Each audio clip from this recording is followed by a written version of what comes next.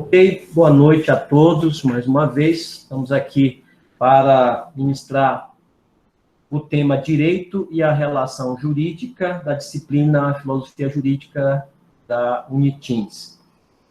Então, o nosso objetivo com esta aula, queremos apresentar as principais correntes filosóficas do direito e os seus desdobramentos. E, como segundo objetivo, buscar uma compreensão, compreender a estruturação do direito através da teoria do sistema jurídico. Provavelmente nessa aula nós não vamos entrar no assunto teoria do sistema jurídico, mas esse é o objetivo da aula geral. Hoje nós vamos trabalhar algumas correntes, escolas filosóficas. Então, dentro do conteúdo, nós vamos trabalhar nessa aula o justnaturalismo, o positivismo jurídico, o pós-positivismo, o sistema jurídico e o ordenamento jurídico. Na aula de hoje, nós vamos ver apenas justnaturalismo, positivismo jurídico e o pós-positivismo, ficando para um próximo encontro, sistema jurídico e ordenamento jurídico.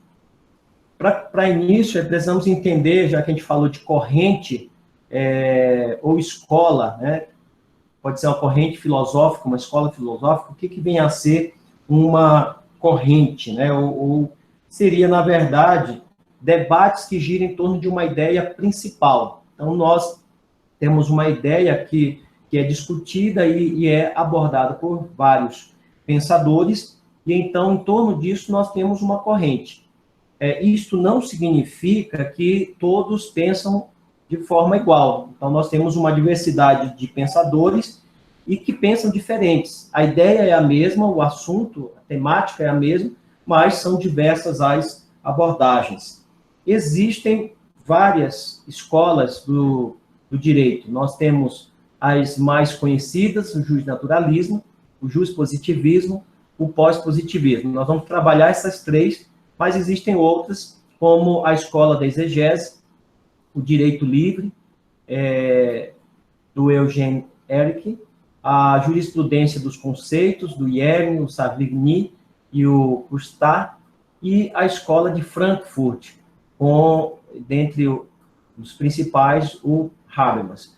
Então, eu até sugiro que vocês aprofundem o conhecimento, o estudo sobre essas escolas e deem uma olhada para que vocês possam entender as linhas. Algumas dessas escolas são ramificações do positivismo, e é importante, então, vocês aprofundarem. Nós vamos trabalhar agora o justnaturalismo, compreendendo, vamos começar com uma ilustração. Imagine que você seja acordado, de manhã cedo, bem cedo, às 6 da manhã, e tenha um policial batendo a sua porta, representando ali o Estado, e esse policial pede a chave da sua casa, e, aliás, ele não pede, ele ordena que você entregue a chave da sua casa, e declara que, a partir daquele momento, você não é mais proprietário da sua casa. Também ele ordena que você entregue a chave do seu carro, e diz que agora essa casa, esse carro não pertence mais a você, que vai ser passado para uma outra pessoa que o Estado assim determinou. Imagine você agora sendo violado na sua liberdade e da sua, expropriado, sendo tirado a sua propriedade, porque agora o Estado tomou posse.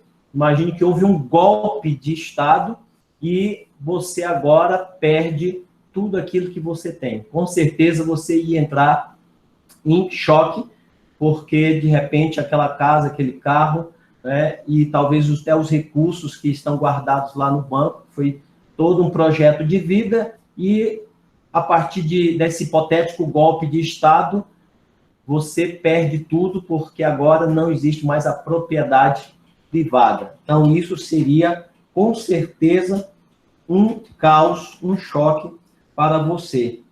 E é exatamente isso que eu quero que você entenda, por que nasce o justnaturalismo, certo? Por quê? Porque não era respeitado, nesse momento, não era respeitado o direito à vida, não havia um respeito, não havia liberdade individual, não havia um respeito à propriedade, não havia direito à propriedade privada, tudo pertencia a um Estado absoluto, a um Estado que tinha todo o poder, e os indivíduos não tinham nenhum direito reconhecido, a não ser os deveres. Então, nós temos aí o justnaturalismo como uma corrente. E dentre as características do justnaturalismo, nós temos, em primeiro lugar, a preexistência dos direitos naturais. Essa corrente, ela defende exatamente que a vida, a liberdade e a propriedade, elas não existem pelo simples fato de os homens tornarem isso através de uma lei, né? Fazer com que isso exista a partir de uma lei. Ao contrário, para essa corrente, os direitos como vida, liberdade, propriedade, eles existem antes mesmo, né? Até mesmo da figura do Estado. Existem porque eles pertencem ao homem, eles são próprios do homem, eles foram levados a fazer as leis, os homens foram levados a fazer as leis, mas esses direitos já existem. Então, para essa corrente, os direitos naturais são anteriores ao Estado e dizem respeito ao ser humano, enquanto a sua própria natureza. Então, esses direitos naturais, eles formariam o núcleo do que nós modernamente chamamos de dignidade humana. Então, estão aí os caracteres que definem o homem como homem, a sua liberdade, o direito à vida, o direito à propriedade, entre outros direitos que são e formam essa visão da dignidade humana. Então, aqui nós temos o que seria a ideia principal do justnaturalismo. Mas quando que ele surge, né? Se a gente for fazer uma pesquisa mais longe, nós vamos encontrar na Grécia Antiga raízes desse pensamento justnatural. Surge com as primeiras reflexões em torno das leis, né? A sociedade estava organizada ou se organizando e era necessário fazer uma reflexão sobre o poder da lei para regular a sociedade. E aí, na Grécia Antiga, nós temos o Heráclito de Éfeso, entre os anos 535 e 470 antes de Cristo, e nós temos o Sófocles. Muito bem, então nós temos na Grécia Antiga, com Heráclito de Éfeso, 535 a 470 antes de Cristo, e o que ele defendia? Ele defendia a existência de uma lei universal, de uma lei eterna, ou seja, o que colocaria em ordem a vida, né, o que colocaria em ordem, né, o caos. Né? Então, pensando nisso, que o caos deu origem ao cosmos, ao mundo ordenado, ao mundo organizado, então essa lei universal que ordena todas as coisas, que seria chamado Logos, era responsável pela harmonia entre os opostos e viria a revelar também a natureza da norma. É a norma também que vem trazer essa harmonia dentro da sociedade. Já o filósofo Sófocles, na conhecida tragédia Antígona, ele faz essa referência à existência de leis não escritas, ou seja, para ele existiam leis imutáveis, eternas e superiores aos decretos dos reis. Então, aí estaríamos já as origens do direito natural, ou seja, como um direito pré-existente, mesmo que tendo sido explicado inicialmente dentro de uma visão mitológica, mas essa ideia de que alguns direitos, eles já existiam anteriores às leis que eram estabelecidas na sociedade. É necessário nós fazermos uma diferença entre o que seria justnaturalista e o que seriam naturalistas. Bom, justnaturalistas, nós temos como representantes Agostinho, Grocio e o Locke. O que seriam os justnaturalistas? São aqueles que vão defender a existência de direitos naturais ao homem. Então, como disse, o Agostinho, Grocio e Locke seriam uns desses defensores. Já naturalistas seriam aqueles que defendiam que a sociedade é natural ao homem, né?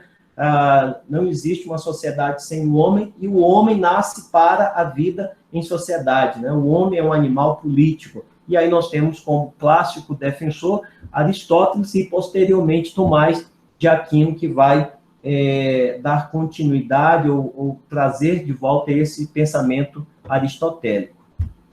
Como exemplos de pensadores justnaturalistas, a gente traz aqui para vocês vamos dizer assim, uma aplicação do pensamento do John Locke. Imagine a lei sobre desarmamento da sociedade. Imagine o estatuto de desarmamento da sociedade.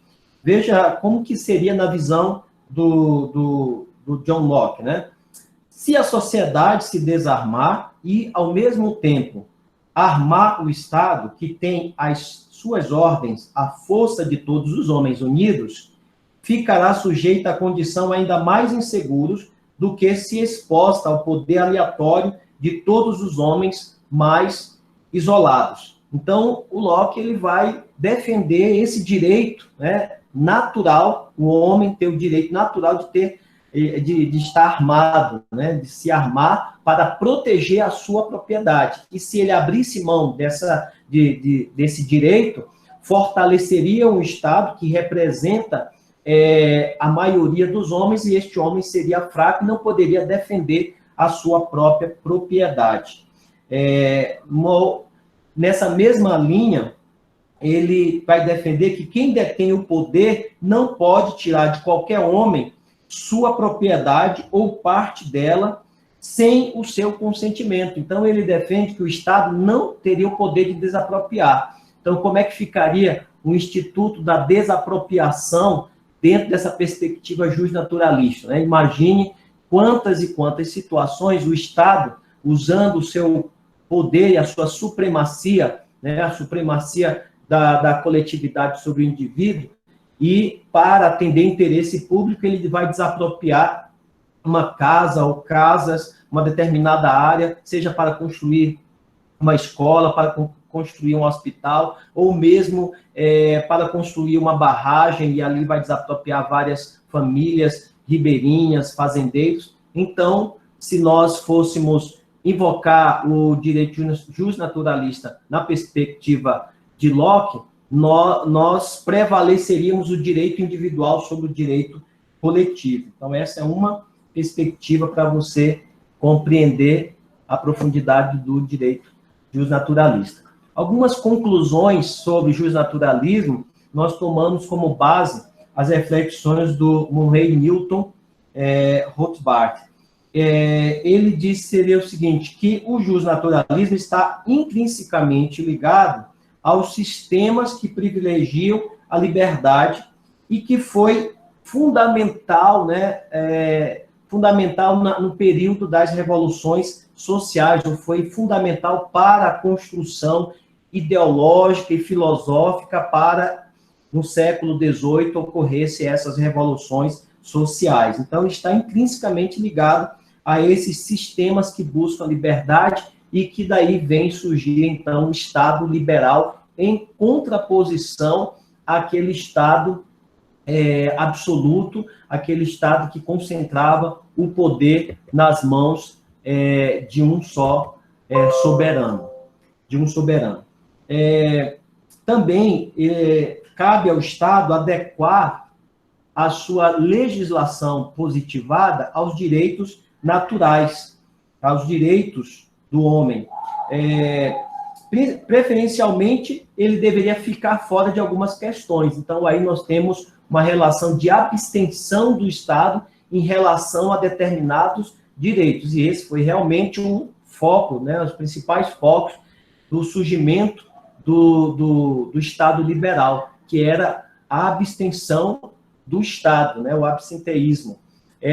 Nós temos aí, quando estudamos sobre direitos fundamentais de primeira geração, nós temos exatamente as garantias de liberdades, como primeira luta, como primeira etapa nessa conquista dos direitos naturais.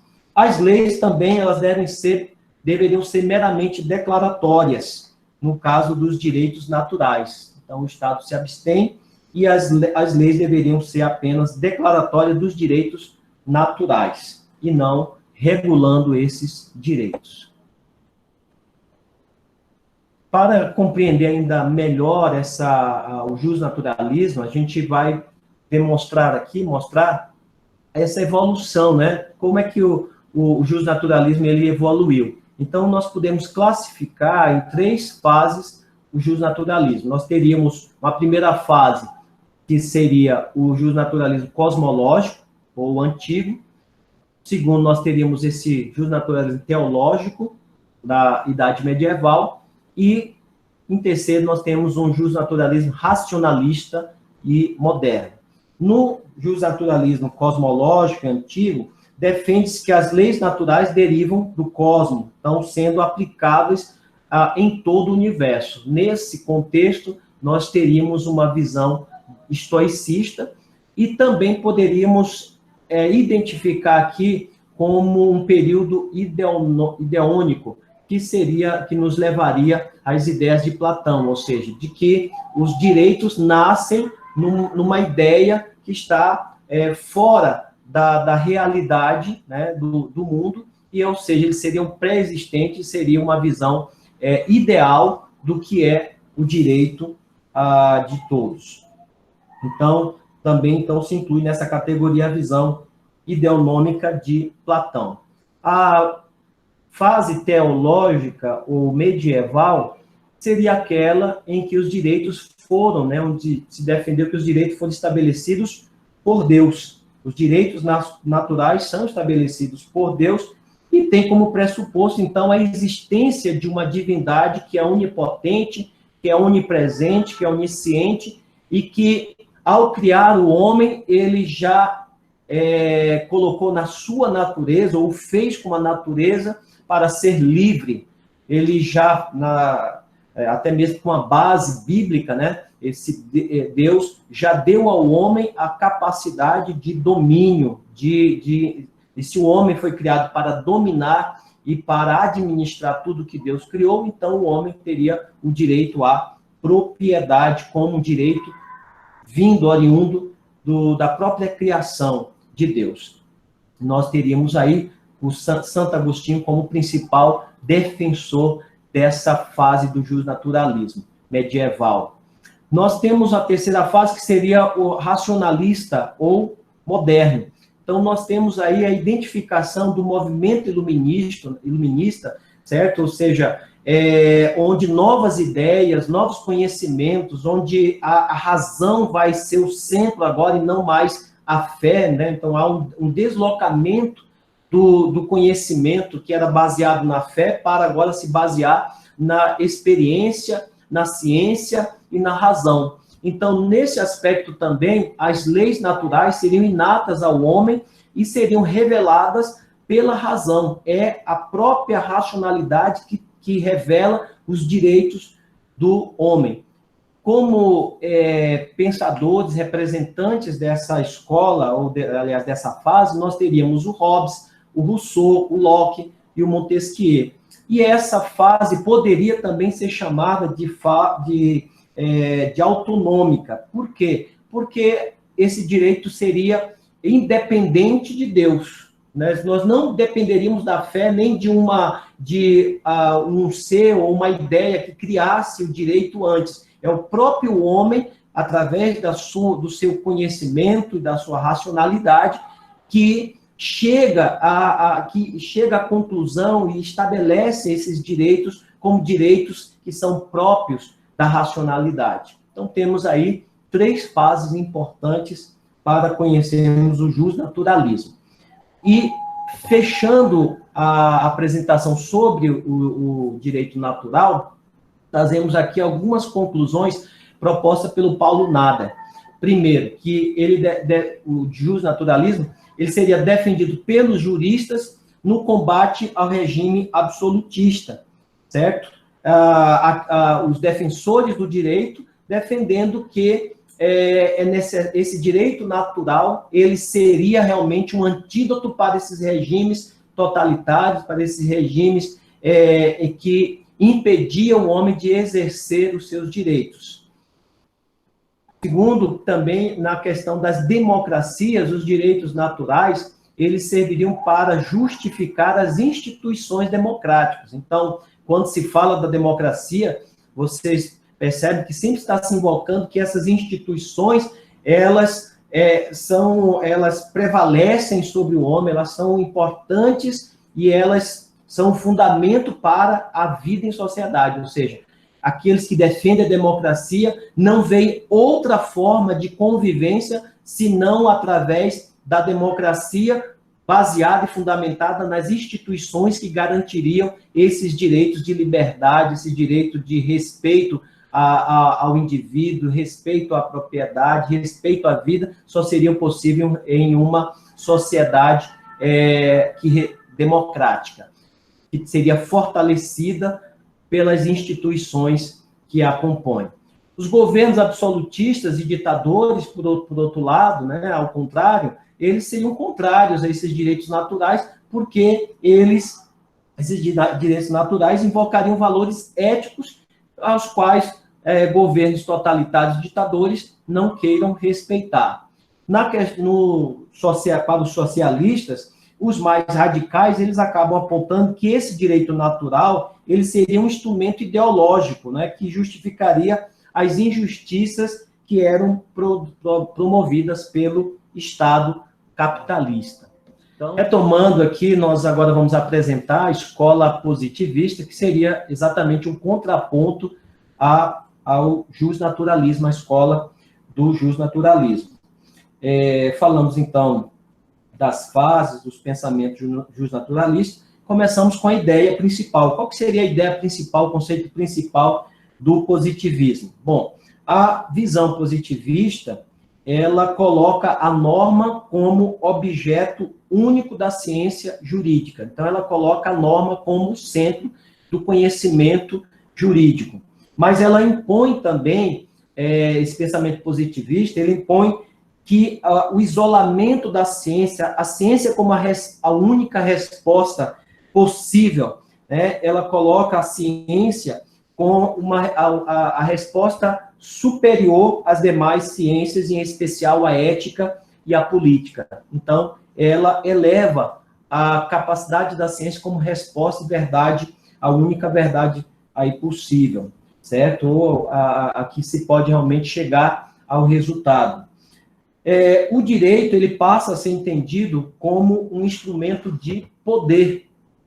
Então, nós temos aqui qual seria a ideia principal? A norma como objeto único da ciência jurídica, e o direito, ele passa a ser visto, entendido como um instrumento de poder. Por quê? Porque ele vai resultar de um processo dinâmico, em que se cria as normas, e como fruto também de um objeto estático, que seria a própria norma posta a ser aplicado nos casos concretos. Então, a norma, ela é o poder, né, que é resultado de um processo dinâmico, seja das transformações, das mudanças, da criação. As normas são criadas pela sociedade, mas uma vez criada, uma vez estabelecida, essa norma, ela tem poder para regular a sociedade e ser aplicada em cada caso concreto. Alguns reflexos do positivismo. Nós temos que o Estado como um conjunto de normas, então o Estado, ele não é mais uma instituição, o Estado agora ele passa a ser percebido como um conjunto de normas. Só o direito só é apenas aquilo que emana do Estado, oficialmente do Estado. Então, o que é direito na visão positivista? Somente aquilo que é produzido pelo Estado através de quê? Através de um processo legislativo. Então, o direito nasce de um processo legislativo e, neste caso, não interessa discutir o que é justo, né? O que interessa é saber que aquela produção, que é a norma produzida pelo Estado por um processo legislativo, é isto que é a lei, e é isto que vale. Daí vem um brocado do latim que diz dura lex sed lex, ou seja, a lei é dura, mas é lei e deve ser obedecida.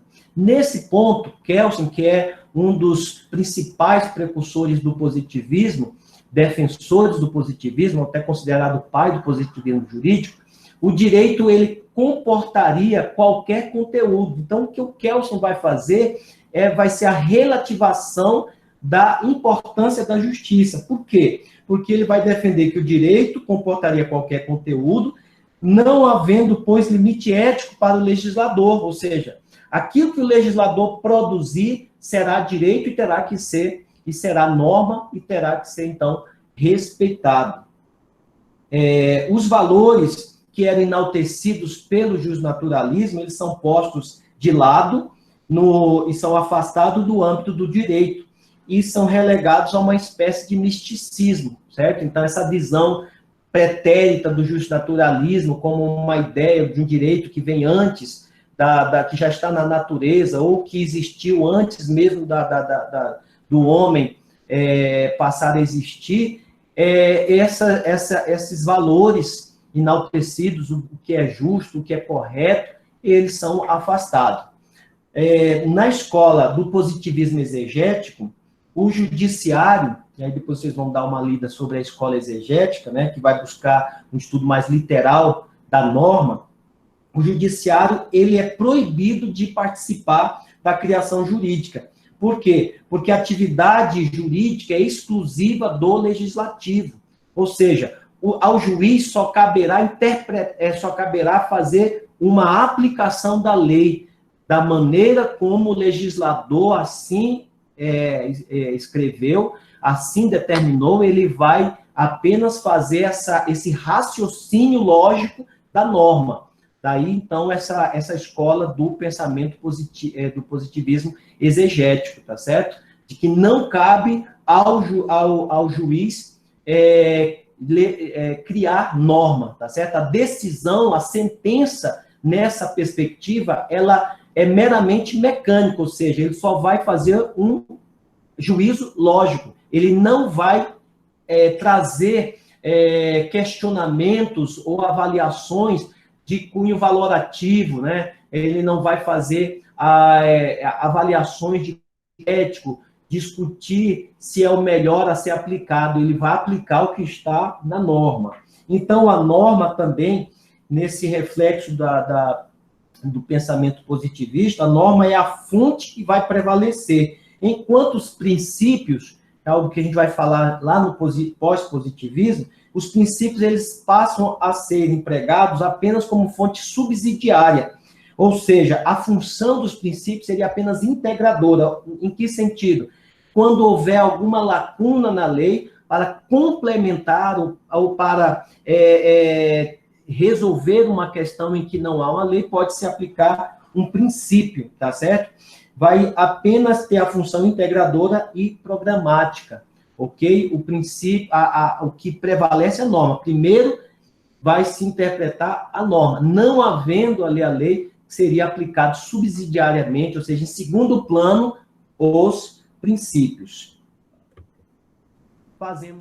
Vamos falar agora sobre o pós-positivismo, que vai ser a escola que vai fazer o contraponto em relação ao positivismo. Essa escola, ela surge no período pós-Segunda Guerra Mundial, porque a Segunda Guerra, ela vai demonstrar que o quanto que os governantes estavam extrapolando o seu poder, mas tendo como autoridade a norma que eles mesmos produziam. Então, se eles mesmos produziam as normas e não obedeciam ou estabeleciam a sua própria ética, fazendo norma que justificassem as suas atrocidades, então era necessário rever todo esse conceito da norma como centro de todas as coisas, porque o horror da guerra vem demonstrar o que o homem, com o poder da lei nas suas mãos, pode fazer. Então, uma lei pode ser boa e uma lei pode ser ruim, ok? Ainda mais se eu coloco a lei como centro de tudo e a lei ela é um instrumento de poder, neste caso, se eu não tiver uma outra reflexão que possa dizer se essa lei ela é justa ou injusta, se essa lei deve ser obedecida ou não, se essa lei fere ou não algo maior do que ela, então essa lei vai ser instrumento de poder para exploração dos governados. Considerando, então, o pós-positivismo, ele vai ser considerado uma terceira via, que vai, então, buscar uma conciliação das concepções. Então, ele não vai negar os avanços do positivismo, ele vai propor uma conciliação entre essas concepções do positivismo e uma nova concepção, uma nova reflexão. Ou seja, ele não vai negar, então, os avanços positivistas, mas ele também vai reconhecer a importância de se incluir os elementos éticos e morais no campo jurídico, ou seja, não é só o que está na letra da lei. Os valores éticos e políticos também interferem e fazem parte da avaliação de cada caso, de cada conflito. A relação entre direito e moral vai ser, então, estabelecida nessa nova escola pós-positivista. Vai se estabelecer trazer de volta essa relação entre direito e moral. Como representantes, alguns dos representantes deste movimento pós-positivista, nós temos o Robert Alex, onde ele vai defender que as normas, elas perdem a qualidade jurídica, ou seja, a não validade, as normas deixam de ter validade quando elas ultrapassam o limite da injustiça ou da iniquidade. Então, quando uma norma, ela se torna uma norma que entra no limite se torna uma norma injusta ou iníqua, ela então perde, ela deixa de ter valor. A correção substancial, seria necessário uma correção da substância dessa lei. E qual seria essa correção? Seria a correção com base na moral, que iria exatamente limitar o poder do que é injusto. Já o Robert Dworkin, né? O Robert Dworkin, ele a argumentação moral, ela vai servir para construir o quê? Um conjunto de princípios que vai justificar e conferir sentido às instituições jurídicas. Então, na perspectiva do Robert Dworkin, os conceitos morais vão preencher o direito justo. Os conceitos morais preencherão o direito justo. A gente vai ainda se aprofundar dentro do pensamento desses autores. Agora é só uma visão, uma pincelada na ideia de cada um para mostrar o contraponto que está sendo feito em relação ao positivismo. E aí vai ter o Gustavo Herdbrug, que vai defender que o direito extremamente injusto não é direito. Quais seriam as características desse pós-positivismo? A primeira característica seria que as fontes do direito, elas não se resumem no poder social, ou seja, no poder da norma, né? Porque a norma, ela é produto da sociedade, tá certo? Seja através de seus representantes, mas ela nasce na sociedade. E é o poder social de se autorregular. Então, a primeira característica é essa, que as fontes do direito, elas não se resumem a esse poder da norma, mas engloba também a questão da moral, a questão dos ideais de justiça. Há também uma interligação entre direito, moral, filosofia e política. Então, não basta apenas dizer que a lei em si só ela é suficiente, por si só ela se basta. Ela precisa dialogar com a moral, né, com os valores que uma determinada sociedade, um determinado tempo, né, estabelece. Ela precisa dialogar com a reflexão filosófica sobre o propósito, o sentido, a aplicação de cada lei. Isso é uma reflexão, a racionalização crítica de cada situação, porque a lei seria um resultado disso, um raciocínio, uma decisão sobre como lidar com determinados comportamentos, e também sobre uma questão política que tem a ver com as relações entre os cidadãos. Uma outra característica seria a atividade jurídica, a atividade jurídica ela deve se conformar aos ideais éticos, morais e de justiça.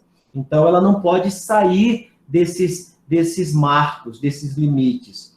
A questão da reabilitação dos princípios que eram enaltecidos no justnaturalismo, mas que agora são trazidos, né, são resgatados e deixam de ser mera exortação e passam a ter um valor de superioridade.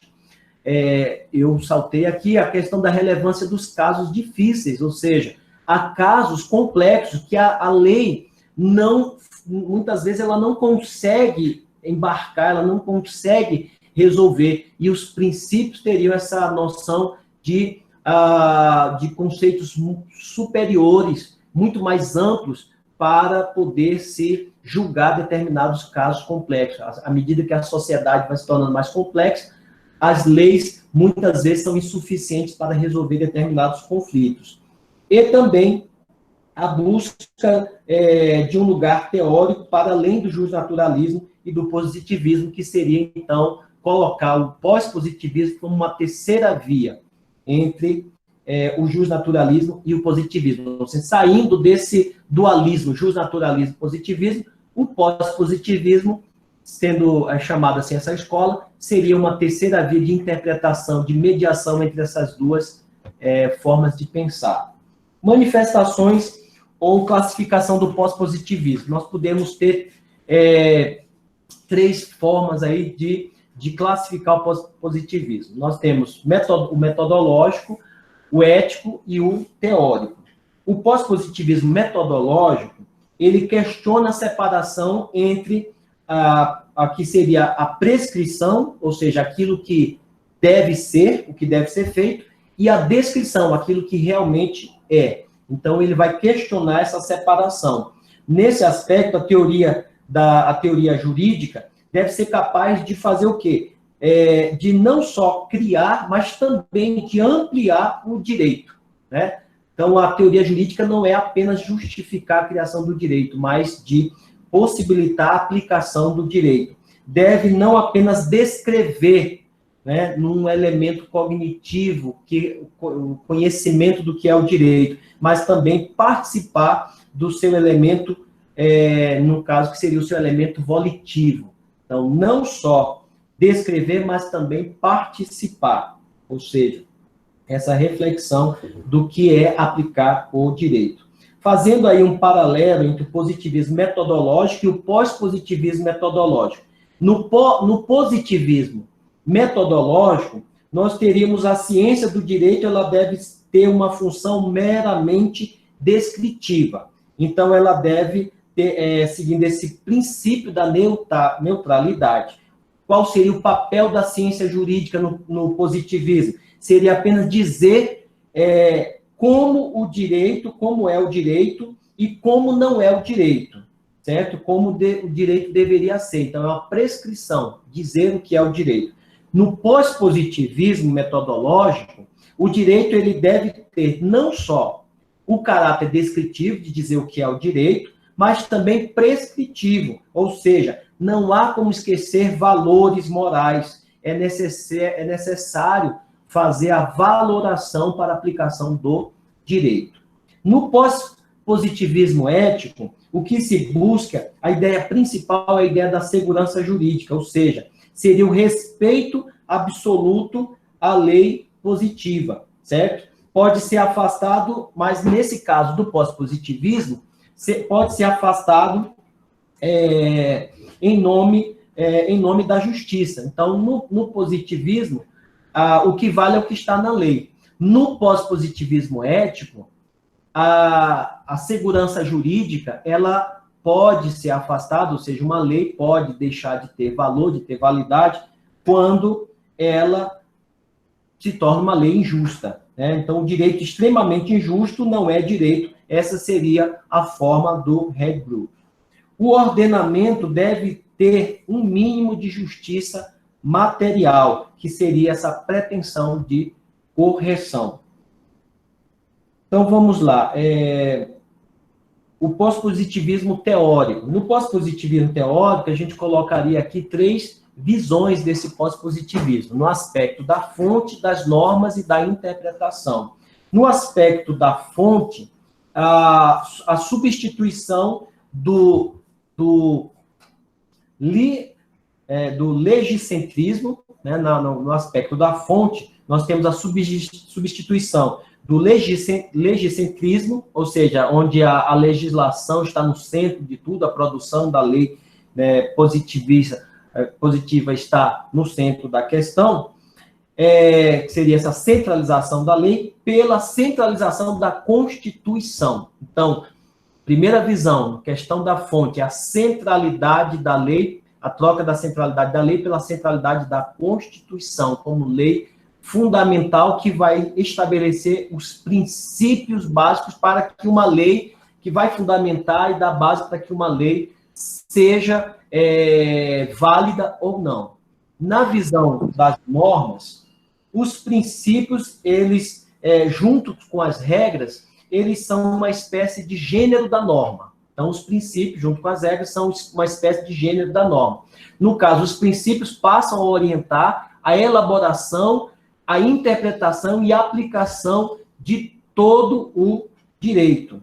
Então, veja aí que nessa aplicação da norma, nessa visão normativa, nós colocamos que princípios e regras são espécies do gênero norma. Então, veja, norma e lei são coisas diferentes, tá certo? Da mesma forma como regra ou lei são diferentes de princípios. Como é que a gente diferencia regras e princípios, tá certo? Vamos lá.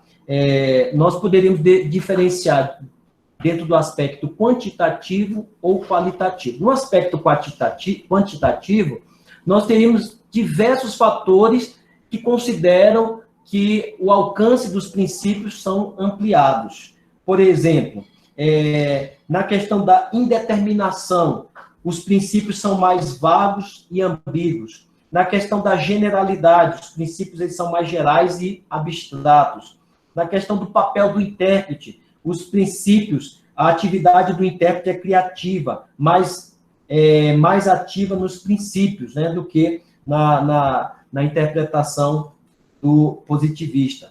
A importância da ordem jurídica, individualmente considerados, os princípios são mais importantes. Então, esse seria vamos dizer assim, uma tese defendida, seria uma tese mais fraca na questão de compreender fatores que ampliam o alcance dos princípios.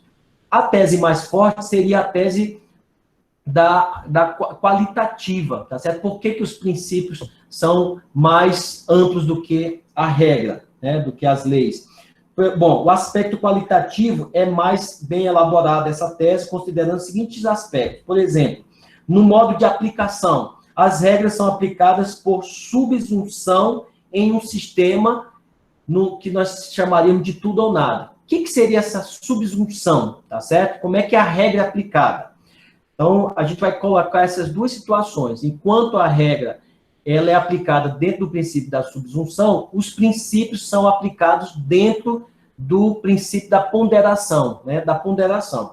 O que seria subsunção? Seria um raciocínio pelo qual a gente verifica o fato concreto e se aquele fato concreto se amolda dentro do tipo legal, né? Do que a lei, do dispositivo legal. Então, o que o intérprete faria seria uma aplicação, uma interpretação do fato ao que está no dispositivo da lei. Se se enquadra dentro do dispositivo, então será aplicada a lei, aquele quase concreto. Então, um exemplo para que vocês possam pensar. Vamos dizer que um sujeito dopa a sua vítima com aquele famoso, conhecido Boa Noite Cinderela. E então ele subtrai os bens dessa vítima. Qual seria o crime cometido, né? Seria, por exemplo, furto mediante fraude? Não, por quê? Seria roubo mesmo, porque olha o que diz o tipo penal lá no artigo 157 do Código Penal. Subtrair coisa móvel alheia para si ou para outrem, mediante grave ou ameaça ou violência à pessoa. Ou, aí sublinho, depois de havê-la por qualquer meio, reduzida a impossibilidade de resistência. Então, veja aí a aplicação, tá certo? Qualquer meio. Então, a lei não diz qual é o meio. Então, é necessário aí fazer toda uma interpretação para colocar o caso concreto. Bom, aí nós teríamos, então, o princípio da subsunção. Trazer esse caso concreto para aquilo que está na lei, ou que a lei quis assim dizer. Já nos princípios, tá certo? Nós teríamos a questão, então, da ponderação, para colocar aqui, ponderar exatamente se a lei se aplica exatamente àquele caso concreto. E, na questão dos princípios, a gente vai perceber isso mais na questão da interpretação. Veja, a interpretação, ela leva em consideração, dentro dessa visão interpretativa, a complexidade da sociedade e dos conflitos que essa sociedade mais complexa vai gerar. Então, quanto maior a sociedade, os meios tecnológicos, tá certo? As liberdades que foram alcançadas vão gerando conflitos mais complexos, tá certo? Então, complexidade para solucionar casos difíceis exigem também novas regras, novos métodos, novos cânones interpretativos. Ela é um modo de aplicação da lei. Agora, quando ocorrer conflito entre o princípio, como é que vai acontecer, o que vai se fazer? É exatamente aí que se aplica a ponderação, que seria uma regra intermediária, uma etapa intermediária que nós denominamos de ponderação, para se encontrar a solução do conflito. Um exemplo, gente, de ponderação, para ficar assim um pouquinho até mais claro, seria o caso, por exemplo, de biografias não autorizadas. Veja, no caso de biografias não autorizadas, nós teríamos aí um conflito de princípios, que é isso que eu estou tentando trazer aqui o entendimento, tá certo? Nós vamos ter um conflito de interesses. Qual seria o conflito de interesse, de princípios, digo, que nós teríamos aqui? Seria, por exemplo, o direito à privacidade, tá certo? Que é um direito.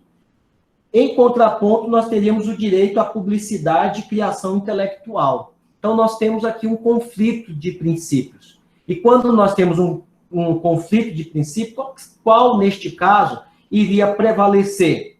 Neste caso, o de maior peso, no caso concreto. E qual seria o de maior peso nesse caso aqui? Então, é preciso mais do que a subsunção, é preciso ponderar. Aí veja o que o STF, como que o STF julgou essa situação.